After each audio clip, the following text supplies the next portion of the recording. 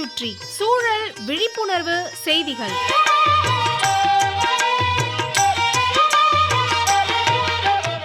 அன்புள்ள ஆறுச்சாமி ஐயா அவர்களுக்கு உங்கள் மாணிக்கம் எழுதும் மடல். நலம் நலமறிய ஆவல். இன்றைய சூழல் வெயில், வெப்பம் நிறைந்த சூழல். மிக கடுமையான வெயிலடிக்கும் கோடை காலம்.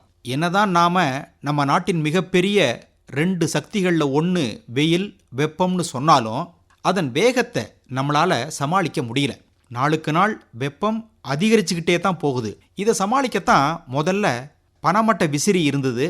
அப்புறம் மின் விசிறி வாங்கி வச்சோம். அதுக்கப்புறம் ஏர் கூலர்னு ஒரு மெஷினுக்குள்ளே ஐஸ் கட்டி தண்ணிலாம் ஊற்றி அதை ஓட விட்டோம். அதுவும் பத்தலை. ஏசி குளிரூட்டும் மெஷின் வாங்கி வச்சோம். எல்லாம் எதுக்கு? வெப்பத்தை தணிக்க, காத்தடிக்க. காற்றின் மூலம் நாம் வசிக்கும் வீடு சூழல் கொஞ்சம் குளுகுளுன்னு மாறிடாதான்னு ஒரு எதிர்பார்ப்பு. பொதுவாக காற்று அடித்தா தான் எதுவுமே நடைபெறும். நாம் மூச்சு விடுறதுக்கு கூட நல்ல காற்று தேவைப்படுது. ஆறுச்சாமி ஐயா, நீங்கள் இருக்கிறது மலையும் மலை சார்ந்த பகுதி. கொஞ்சம் இயற்கையாகவே நல்லாயிருக்கும். அந்த காலத்தில் நமது முன்னோர் அடிக்கும் காற்று எங்கிருந்து காற்று வருதோ அதை பொறுத்து சூழலை கணிப்பார்கள். மழை வரும் வராதுன்னு அடித்து சொல்லுவாங்க. ஏன், காற்றுக்கு கூட பேர் வச்சாங்க. தெற்கிலிருந்து வந்தால் தென்றல், வடக்கிலிருந்து வீசினால் வாடைக்காற்று, கிழக்கு திசையிலிருந்து வீசப்படும் காற்றுக்கு பேர் கொண்டல். கொண்டல்னு ஒரு கிராமத்துக்கே பேர் சீர்காழி பக்கத்தில் இருக்குது. மேற்கிலிருந்து வரும் காற்றுக்கு பேர் மேலை. அதாவது தென்றல் காற்று, வாடைக்காற்று, கொண்டல் காற்று, மேலை காற்று. காற்று வீசும் வேகத்தை பொறுத்தும் பேர் வச்சாங்க. சுமார் 6 கிலோமீட்டர் வேகத்தில் அடிக்கும் காற்று மென்காற்று. 6லிருந்து 11 கிலோமீட்டர் வேகத்தில் அடிக்கும் காற்று இளந்தென்றல். 12லிருந்து 19 கிலோமீட்டர் வேகத்தில் வீசும் காற்று தென்றல் காற்று. 20லிருந்து 29 கிலோமீட்டர் வேகத்தில் வீசும் காற்று புழுதி காற்று.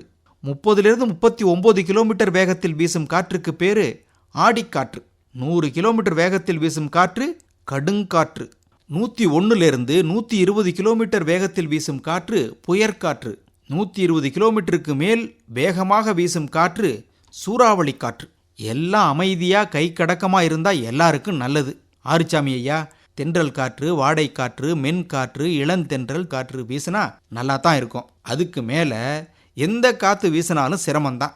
காற்று வீசினால்தான் மழை பெய்யும். காற்று வீசினாத்தான் மகரந்த சேர்க்கை நடைபெறும். காற்று வீசினாத்தான் வெப்பத்தின் வேகம் தணியும். இதற்கு அங்கங்கே மரம் மட்டை இருக்கணும். மரங்கள் இருந்தால் தான் மர நிழலில் நிற்கலாம். அதுக்கு என்ன செய்யணும்? வீட்டுக்கு ஒரு மரம் வளர்ப்போம், வீதி எங்கும் மரம் நடுவோம். இப்படிக்கு மடல் மாணிக்கம்.